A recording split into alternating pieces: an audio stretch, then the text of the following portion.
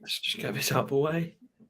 That's it, mate. Let's just get this out of the way. There's no enjoyment in football. There is no point in this is just doing the same thing again and again.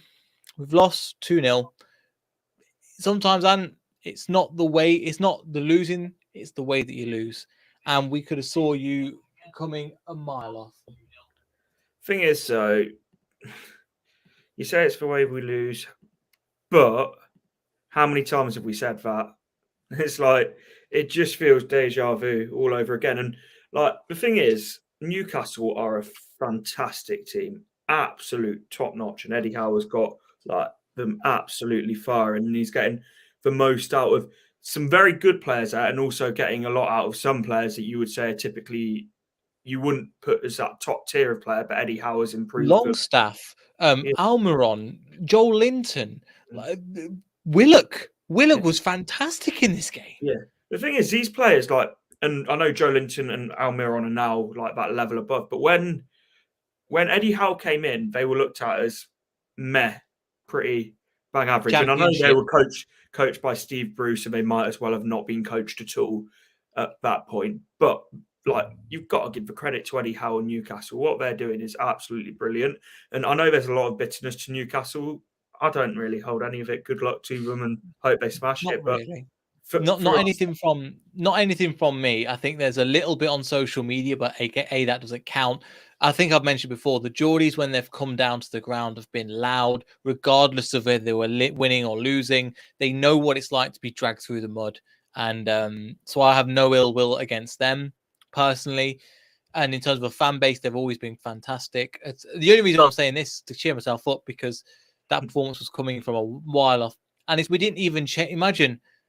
The first 20 seconds of the match, 20, 40 seconds, you have a chance.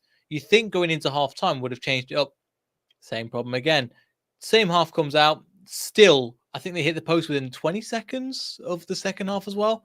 Just like, it's just the set. I'm frustrated, man, because the same thing again and again. Rodgers will come out, and I've wrote it down. Again, this is recorded before Rodgers. He'll blame the transfers. He'll blame we're not playing enough money. He'll blame the squad's not good enough. Again, which is making it's a cycle, so that gets worse, and the players lose confidence. And then people like Vardy can't score, or Barnes is not very good, and all this and it just cycles round and round.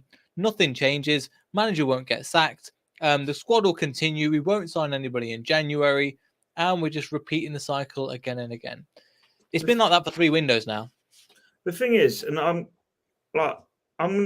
as much as I think Rodgers, and I've been adamant about this probably for longer than most actually, but I don't think Rodgers is the right man to take us forward. Like, one thing I'm going to say is, but you're saying Vardy missing chances.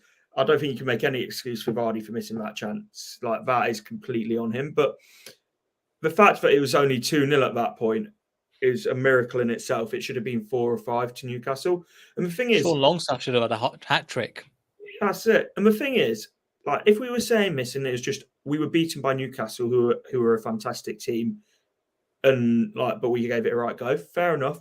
But we were saying the same stuff against Fulham. We were saying the same stuff against pretty much every team. And it's like, it's when it's not just for one off, it's the norm, and then the good performances are more of the like anomaly than the positive performances. That's the worry. And the thing is, you can lose a game of football to a better team, but still have a positive performance and really have a go. Look at the Man City game where we really dug our heels in and made them work for that. And I know I refer to it a lot, but like, what else have we got to refer to when we play half decent teams this year? Like that is literally it. So it just feels like a circle that's going to repeat itself. But I'm beyond the point of criticising Rodgers, to be honest, because he shouldn't be in post anymore. Yeah, sorry, mate. I don't know if I lost you with the post match again. I'm just trying to track. I don't You're know if still you lost me there, but no. Something. I'm with you. Something's got to change, because the thing is, Rodgers is signed until 2025 June, and he's got an extra year extension if he needs it. It's going to be the same problem again and again. I mean, you were mentioning that, and I'm with you. We're looking at that 3 million. We're going, yeah. Do you know what? You are right. However, can you coach your teams to do the basics right? Then you can go to top and go, look at my team. They're not very good, but I'm still getting the best out of them. Imagine what we could do with the next level up players. Kind of what an Eddie Howe's doing. Yeah. And he's not showing that at all. He's just blaming. And there's never any accountability with Rodgers. It's always one, the next, anything but me. At Brighton, let's not forget he blamed the crowd for that Yeah. Brighton performance when it was nothing to do with them. Up People until might be coming, oh, because I was at that Brighton game, up until the last 10 minutes, the fans were right behind the team until it absolutely crumbled. But one thing I will say about Brendan Rodgers is I still think he's a very good manager in terms of the first couple of years at a club. There is a reason everywhere else he goes, he has gone. It has not lasted beyond the third year. And again, I'm bored of repeating the same things week after week, if I'm honest, mate. And that's why I'm sort of like, it is what it is what with do we Rodgers. say? Like, Yeah. but The players. Yeah, sorry, mate. I was going to say something that I did want to touch on for the 2 goals. Like, they should have been 4 or 5-0 up by the point of the 2 goals, but you'd think you'd tighten up at that point when you were giving away so many chances. So the first goal came from a throw-in. Sorry, the second goal was a throw-in. A fucking throw-in. Like, and then it's just so simple. No one tracking Joelinton, and it's like Newcastle are a good team. Make them work for their goals. It's like there's a reason they are where they are in the league. There's a reason we are where we are. But then the first goal, it was just wave after wave of Newcastle attack, and we were treating the ball like a hot potato. No one wanted to hold on to it, and we're just launching it long every time.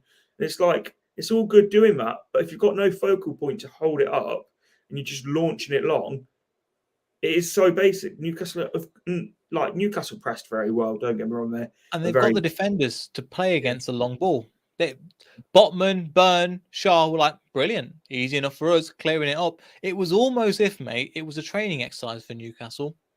I genuinely put, I think in the first half, literally after 15 minutes, I put, what are we trying to do, first of all? And second of all, just feels like a training exercise. And like the training exercise is they come out as a wave, we give them back a ball, and we just go again. And that's what it felt like. They were fantastic, but we were so poor and still so surprised that even in the first 20 minutes, I'm 15 minutes, I thought Jimarish misses, Leicester lucky, we're not down. We're not down a goal. And that's in the first 15 minutes. They could have had 3 by that time, I think. 3 genuinely good chances. Yeah, and then it was always going to be a difficult game, don't get me wrong, but like it was going to be a game that we had to be clinical in. We had 3 very good chances in this game as well. We had Daka, who still don't know why he didn't shoot when he tried to lay it across to Barnes. Vardy should have had, he should have had at least 1, but Vardy a couple of years ago scores both of the chances he had. So it had to be a game where we defended, I don't want to say perfectly, but very, very well and took our chances. We didn't defend very well and didn't take our chances. Yeah. And it comes down to confidence again, and it goes round. Doug's in the chat again. So thanks for your comments, but it's not working. Forest 6-pointer. Yeah. Yeah. Simple as that. The Can't really say anything. I don't want it to be, but it is. Thing is, we lose to Forest. Nothing changes. No. We go down and we slip into, let me see if we find it. Our running until March is god awful. Now we've just got Premier League, I think, and then we've got an FA Cup. Kind of, let me go through the fixtures, but the fixtures we've got are just Forest away, Villa to be decided. Then we've got Brighton, Walsall, Villa, Spurs, Man United, Arsenal. I can't see any points coming apart from we have to pick up points. Maybe Villa, but if they mess up, not with us, not us playing well, they have to mess up. I know they lost to Stevenage in the FA Cup, but that was practically a B team. If you look at what they're doing in the league under Emery, like they are a much improved side. It's worrying, and the thing is, we've missed the opportunity to get a new manager. I think that That should have happened World after Cup World Cup. minimum. Yeah. So as much as everyone loves Top, and rightly so, if we go down, there is a huge amount of like the red flags were there so early, and it sounds ridiculous saying about it in January, but we are realistically in that position where you can't just keep saying, "Oh, we're too good to go down. We're too good to go down." We've got 17 points in the league. Nobody's too good to go down. Everton technically are too good to go down. Doesn't matter. The Premier League's you can't take your foot off the gas. And you look at the teams that are down there. Wolves starting to pick up a bit of form. Aston Villa, they're starting to pick up a bit of form. They're driving away with it. West Ham, yes, they'll still say they're in the thick of it as well. But there's still positions I'm looking at going, it's not looking good. It's not looking good at all. And again, this was Everton are down there, West Ham, Nottingham Forest, Leeds just above us, same points. Crystal Palace have even overtaken us now. And so, yeah, man, I don't know what to say. There's so many flags, and we've been waving the flags, the red flags, whatever kind of flags you've got, and nothing's changing, man. I had basically a training exercise from 10 minutes. I put that in. And Rogers will say the same thing. Blame again transfers. So the team he will say these same things because it's coming out before that. The team were professional. They gave everything, and the transfers and just wasn't our night. I think he'll say those things. The fact that he's bringing on Iosi Perez for Mendy, and we're 2-0 down, for me makes no sense. Look, the stupid thing about it is, and I tweeted something where I think I said about it just before we went live, didn't I? But it would be the typical response of getting a fan favourite to come to talk to the media and say we're not good enough, and we'll look to respond in our next game. Like last time, it was it was KDH. The week before that, it was KDH. It'll be Vardy or Barnes, someone like that, and then tomorrow we'll be linked to a player because that'll be a positive, and it will be trying to spawn as a positive. Yeah, and with confidence is not there. It's gone. Players like Foss, who we could rely on defensively, gone. Amate, gone. Castagna actually put in a decent performance today, not going to lie, but we're still talking about a 6 out of 10. Yuri Tillemans was dominated in that midfield, to be honest, by Gimares, and they just know, close him down, don't give him any time on the ball, and we'll win. The thing is, Barnes. I was going to say with Tielemans, I don't particularly blame him for that because you look at it like he has quality, and you look at the absolute dross that he's got around him at the moment. It's like you mark Tielemans That's your out. Man. That's your man Perry's got around him.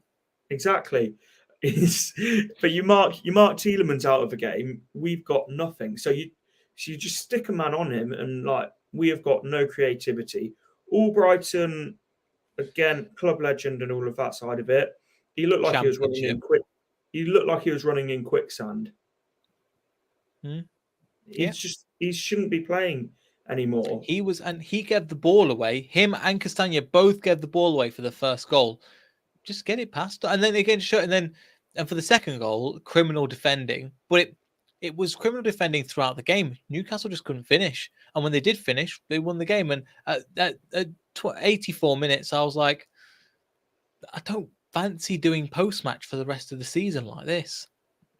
Genuinely don't. And it sounds really bad because I love this club, man, but I don't want to put myself through this. Last time I was like that was Crystal Palace, where we finally turned it around against Forest. But I don't enjoy in football because I don't want to come here and repeat the same thing again and again and again. My thing is, obviously we both have the club and that, but it's so difficult to come on here and say the same thing week after week after week, and it's like it just feels like if we were saying the same thing, but the team were trying to change, you'd be like, you can see what they're trying to do. They're really having to go, and like you can see the direction they're going, but the direction they're going is backwards, and the changes that they're making are getting worse. Yeah, exactly. Ndidi, I think that's an all right game today. I just want to touch on Harvey Barnes. Where's that guy gone? I said it last year, and I got absolute pelters for it. If he wasn't from Leicester, he would be treated the same way as Damari Gray was. he had a couple of opportunities, and I know he's up. People be like he's up against Trippier, and he was right. Trippier dropped his head a couple of times and just was caught in dreamland. Barnes went nah, and it was some good defending by Pope, but nothing like that. I would go, oh wow. So it was just more like, yeah. And the thing is, he's got no backup. Rodgers will keep playing him. We've got no wingers that's going to come in. Kelechi Iheanacho still can't start for whatever reason. He's the only player that looks like he's capable of scoring. Rodgers doesn't fancy him. Yeah. So, just the problem is, but like even at the start of the season, we were leaking goals left, right, and centre, but we were still scoring them at the other end of the pitch. Now we're leaking goals and we're not scoring them. Right. So now it's got worse than where it was in terms of the defense was kind of sorted. Yep, and then now we're back in the same positions where we just another chance. All it is just wake up, another chance missed. Wake up, another chance missed from Newcastle. They will decide to win the game quite easily, but it's just too easy, and it'll be the same thing again and again. I've seen again the only positive that I've kind of got. I was kind of telling Ant a little bit about this. The only positive that I've got is that that Foss Hub again, quite a nice, quite a reliable source, I'd say in general.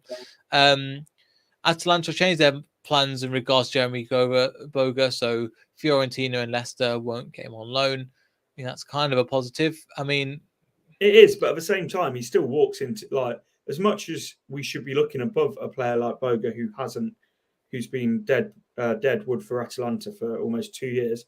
He walks into this team, and he walks into this team as our best winger. At the moment, you're right. I wish I could say wrong, but no, you're right. And just overall, just another meaty performance. Rodgers will blame the injuries. I think that's one thing he'll do. Oh, we haven't got enough good enough squad. And he mentioned quality last time. Sorry, the quantity. We have the quantity. Oh, we've got a small squad. No, we haven't. We're one of a few teams that have utilized all 25 men that aren't from the academy. One of a few squads that have in the minority. The problem is he spent wrong. Part of that 30 million, part of that reason why it's 3 million, we could have invested better teams into. We could invest better, but Rodgers over promised that. So I don't know. I don't know what the plan is. I don't know where we're going. I don't know who's going to come on into our squad because it's no way near good enough. I'm really happy for Newcastle doing well. I think I'd like them to go for a trophy. Wouldn't like Man United to win it. Different, isn't it? Yeah, anybody outside the top 6. Well, we're not counting Tottenham because Tottenham and trophies just don't like oil and water, eh? And the rest of anybody outside the top 6, go for it. I will support you all the way. But we're just Forest. Oh yeah, Forest don't count. But can I just where is it? I just saw something that was I think absolutely bang on. Where is it? So is it in the chat? It's on Twitter. Sorry, it's saying about basically regarding Brendan Rodgers, who has wasted funds. Let's call a spade a spade. He's wasted funds, but if we're going to hold that against him and not back him because of what he's done in the past, then he should not be the manager. If he is not worth investing in now, then he should not be the manager. If you're going to hold previous transfer windows against him, and I think that what we've done in terms of bringing in new scouts from that and new head of recruitment is the right way to go against it. But if you are going to hold previous transfer windows against him and not give him money because of previous transfer windows, that's out of spite. Yeah, but then he is clearly not the man that you see taking the club forward. So you either find someone that you will back or back the current man, because if you do neither, we are just going to drop like a stone.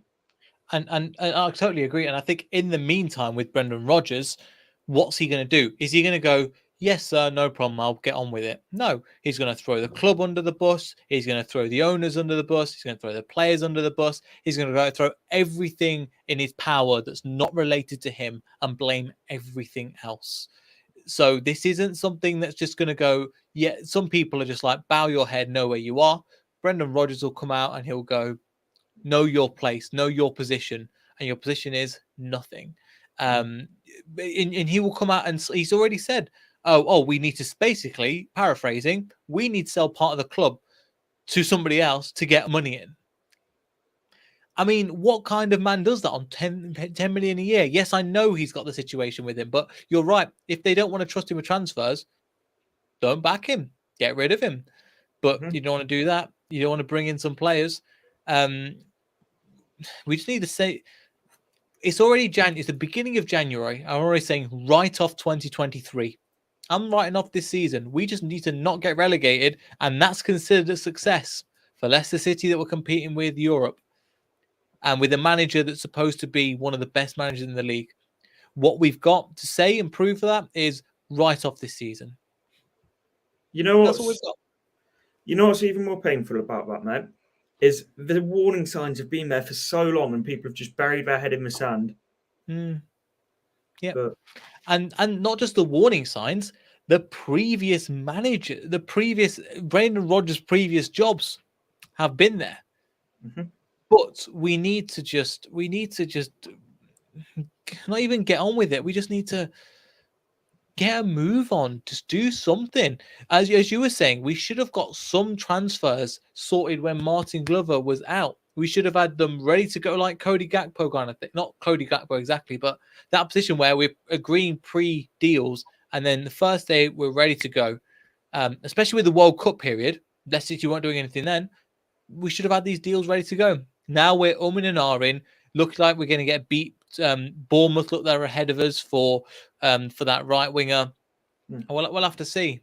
The thing is, for one thing, I will say for that right winger from Bournemouth is it was always going to be a difficult deal to do because the Lorient owner is like some sort of shareholder or owner at Bournemouth, so the club owner, so it's always going to be pushing towards sort of favouring for that one. But to be honest, like we say, we're at the start of January. We're what? What's the date today? Is it the 10th, 11th? Yeah, we're a third of the way through January. We could very quickly get halfway through January and not have made one signing. For a team that is in relegation battle, absolutely battered by injury, you'd think there'll be some sort of urgency. But it's just going to be like a couple of deadline day deals or last week deals that will be stopgaps. So hopefully keep us up. And if they don't, then they'll be sent back. But I don't understand how you can get all the loans in place to get the Fafana money in early, yet not have. And all you keep hearing is, yeah, there's work going on in the background. I'm sorry, if there was that much work going on in the background, these players would be, at least, if not signed, close to being signed. So far, we're negotiating by all accounts, like credible accounts such as Rob Tanner and stuff. We are negotiating a fee with for Christensen, the left back. That should have been done ages ago. When you look at how our players are sold, these players, like that are Leicester, they are being talked to by clubs the whole way through before the transfer window even opens. Look at Ben Chilwell, for example. He was being talked to by Chelsea from about January onwards up until the summer. Yet we're acting as if it's like FIFA and you can only sign players or you can only start talking to players in January. Yeah. And there's no excuse for that with our scouting system. And yes, we scout them for a while. And Rob's mentioned, and they've mentioned, it's a continuation of what we did in the summer. So it means we already know our targets. We already know who we're going after, how much it's going to cost. And yes, they change because certain players get bought, certain players get transferred to other clubs. But there's always an A, a B, a C option. There's always multiple options. So now we're in the position where we go, we don't know what's happening. Walt Fast looks completely... Danny Ward stood up when he was called upon shot-wise. Again, a lot of them are off target, but I'll give him a little bit of credit coming back to the game. Perez just looked... He wasn't as bad as some other players, but he wasn't great. 4 out of 10. Daka That's doesn't work on his own. I'm going to say, and I like Perez. 4 out of 10 is generous. When you're playing as that creative number 10, you need to be getting on the ball and make things happen. And I know the standards up here for our number 10 because James Maddison is absolute world class. Well, I wouldn't say world class, but absolute top draw. But and I think this would have been the case today for Maddison, to be honest. If you are going to play as a number 10 and you've got absolutely nothing going on around you, then it is very difficult to create anything. Daka, I'm starting to lose faith in, if I'm honest. I've kept saying for a while I think he will come good, but I'm really not sure now. But Daka by himself doesn't work up top. He can't play solo. And it's almost as if we've got another striker who's the perfect strike partner for him, who can't play up top by himself. But neither of them. Striker that scored in 2023. I can't think of the name. To be fair, it was Gillingham, but the point still. It's something. It's something, mate. We've got nothing else. The point still stands very much, though, mate. That we keep doing the same tactics week in, week out, and it's like, yeah, 2 up top with Daka and Iheanacho might not work, but give it a go. Give it a go. Read Jason Bourne's tweet 1 minute ago. What's he said? I've just saw Jason Bourne about. I'd love to know the plan for the club next year, 3 years, and so on. I've not seen his latest one. Let me have a look. Brendan Rodgers tells Sky, I have to work with what I have. He doesn't sound particularly enthusiastic about anything coming in. Then leave. Look, mate, if you're getting into a situation, then just leave. Just leave. If you don't want to be here, mate, leave. It's not just us. Leave. This was the one that I was reading. That I was reading before. I don't remember us really looking forward to a game. Again, that's one I liked. Not particularly enthusiastic ahead of matches. Now Saturday comes as quick. I feel so drained, uninspired. Where's the spark? Where's the direction?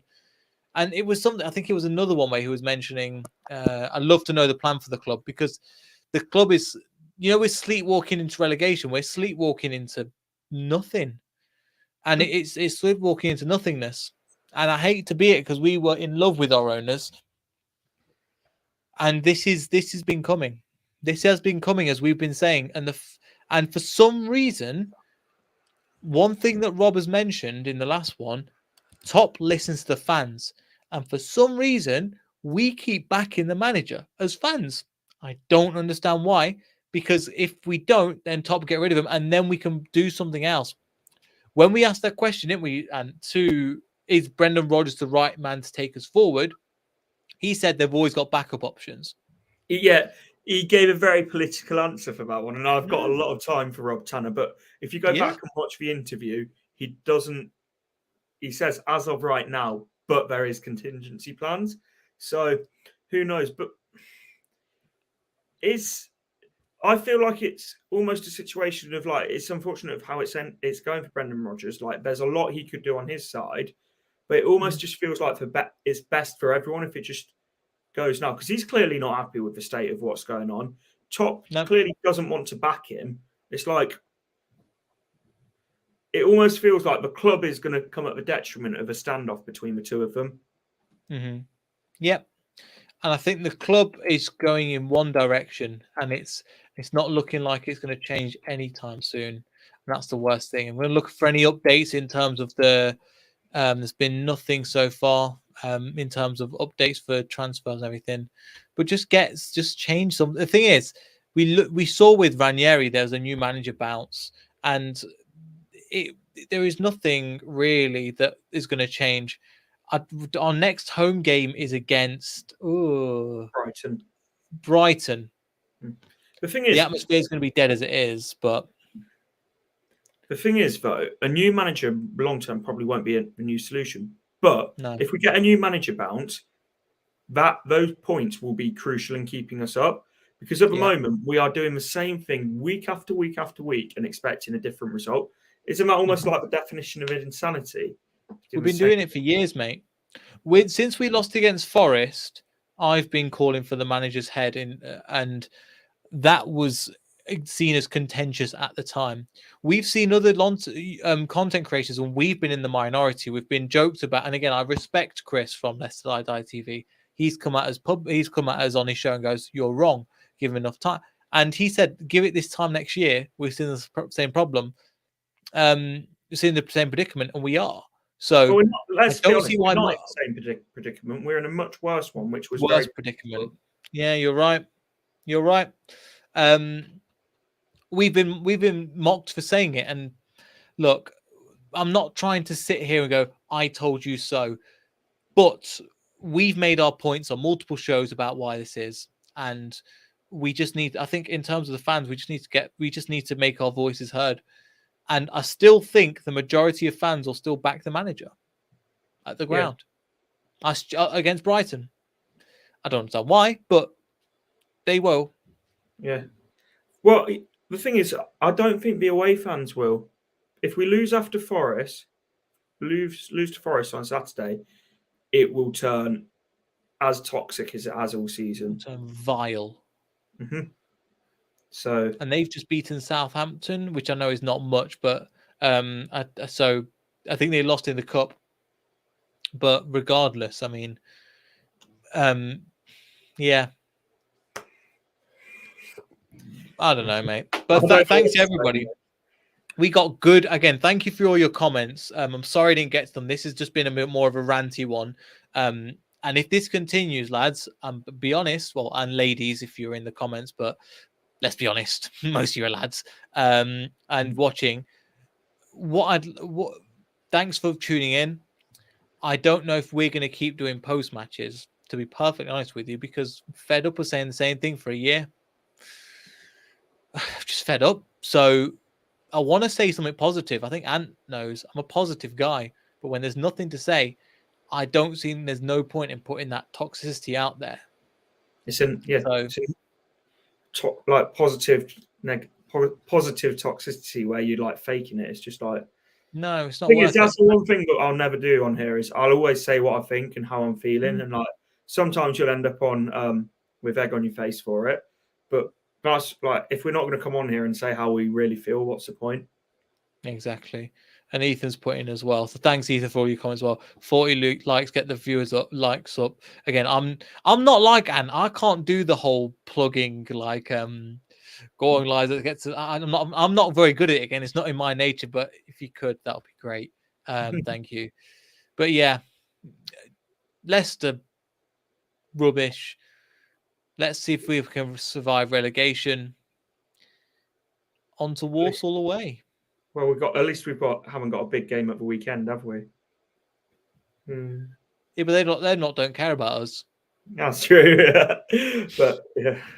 Do you know what? Actually, I'll tell you this as well. I was on Dan Potts' stream. You know the one we met at the Arsenal ground, Dan Potts. Yeah. On his stream, and then Mr. Dorr comes in the comments. I was like, "Actually, we don't care about you." I was like, "Didn't even mention it." But you wrote it in the comments. That to me as well. Yeah, just to let you know, we don't care about you. You're on the stream talking about my club and your club. I don't know, mate. He's a nice guy. Met him. He's lovely. Dawn, but he's brilliant. He does have to drive home the facts almost to a point where it's almost obsessive, but he doesn't care about Leicester. Do you know what it's like? It's like an ex going, by the way, you know, I'm still not in love with you. Never asked. Never asked. Never said anything. If we enjoyed the stream, like, subscribe, go over to Ants. I think we're going live in what, 2-3 minutes time? Well, as soon as this is finished, it's going to go live. Check on that one. Everybody there. I know a lot of you, we have a similar fan base and stuff. So go over to Ants' channel. See you all there in the next couple of minutes. Goodbye.